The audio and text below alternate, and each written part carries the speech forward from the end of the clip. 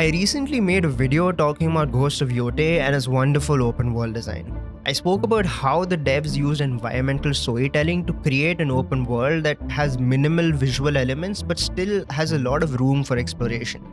I've been playing a lot more of it and I'm honestly having a very good time. If you haven't seen the video yet, I suggest you do go and check it out. Now, before I picked Ghost of Yotei, I had just finished Assassin's Creed Shadows, a game that I did not expect to enjoy but ended up playing through it for 77 hours. Shadows was a pleasant surprise, in my opinion. I greatly enjoyed Shadows, and I'm currently enjoying Yotei. One key difference between these two games is their open world design. While Yotei is primarily invisible and relies on environmental cues for exploration, Shadows takes the opposite approach and pushes information towards the player.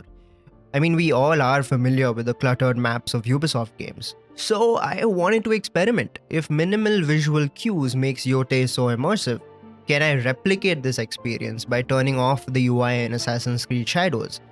I wanted to know if this would elevate an otherwise shallow open world. So I booted the game, went into the settings and turned off all UI. Over the next few hours, as I attempted to explore the world of Shadows with this slight modification, a few interesting things started to happen.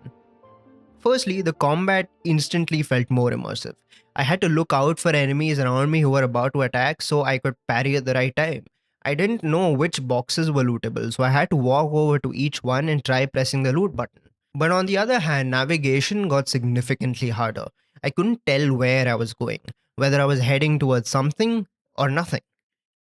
And here's where an interesting thing happened. I started to find roads that led to a higher ground, thinking that if I get a good view, I'd know what's around me and I can then head in that direction. Eventually, I found myself at, you guessed it, a synchronization point. And it clicked. Assassin's Creed games are designed to be experienced with a map. This is a significantly different open world than Ghost of Yotei. In Yotei, I could go on traversing around the world and get through the whole game virtually without ever opening the map. But this isn't possible in Shadows because of how densely packed this environment is. It's filled with incredibly detailed foliage, cities, villages, and large-scale valleys that come out of seemingly nowhere. You see, Assassin's Creed games, for as long as they have existed, have meant to take the player through a piece of history. These games have followed real paths of real history. They embed a character's fictional story in a non-fictional setting. They're supposed to be realistic representations of these iconic locations like feudal Japan in Shadows, or France during the Revolution in Unity, or America during the war in Assassin's Creed 3. Shadows tries to portray feudal Japan realistically, taking players through the Tensho Iga War, the Honoji incident, and even showing us characters like Oda Nobunaga, Keiichi Mitsuhide, and Hattori Hanzo, all very real people who have been a part of history of the land of Japan.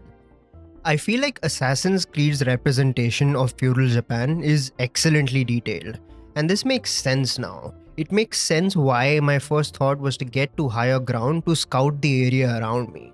Because if you think about it, in a realistic scenario with an environment this dense, it makes sense that the only way to navigate would be to reach a higher ground. You can see a temple to the east, a shrine to the north, and a valley to the west, and now you would know where they are so you can travel to those points of interest. Ghost of Yotei, on the other hand, takes a more artistic approach to its representation of feudal Japan. It focuses more on the abstract interpretations of this time and the culture of the people in Ezo. In Ghost of Yotei, I repeatedly found myself getting lost and constantly distracted, but in a good way. I can start a main quest and then get distracted and climb a snowy mountain for 25 minutes to discover a shrine overlooking a beautiful valley. It was great, it was immersive and truly very fun. And this was my whole gameplay experience in Yotei. I would start out doing one thing and then get distracted and do another. But in Shadows, I did not get distracted doing one thing while I was supposed to be doing something else. But instead, I lost myself while I was doing the things that I was meant to do. I got lost in this beautifully designed environment and it felt really good experiencing feudal Japan. All this leads me to say that Assassin's Creed is not an inferior open world to Ghost of Yotei. I admire both of them and they're both great at what they're individually trying to do. And I'm not saying that this justifies Assassin's Creed's cluttered map behavior. What I'm saying is that I understand its fundamental navigation system. It's a necessary trade off for historical tourism. But that's the Ubisoft formula that has worked for so many years and defined how open world design works. And yeah, the criticisms against it are valid and I agree with them. But none of this changed the fact that I went into Shadows, and despite all of my skepticism, I ended up spending almost 80 hours in this game. It felt like I wasn't just playing, I was touring. I was lost in the things I was meant to do because the historical detail was so compelling. The game delivered on its promise of being a time machine to feudal Japan. And last I checked, that's what the Animus is supposed to do in the game's world. While Ubisoft has its formula that is getting stale, Sucker Punch's open world design is new. It's a breath of fresh air. And it's changing the way people experience open worlds, and it does it brilliantly.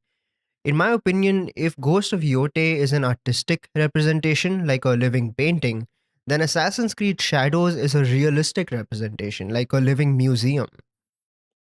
One isn't necessarily better than the other, they're just different design philosophies.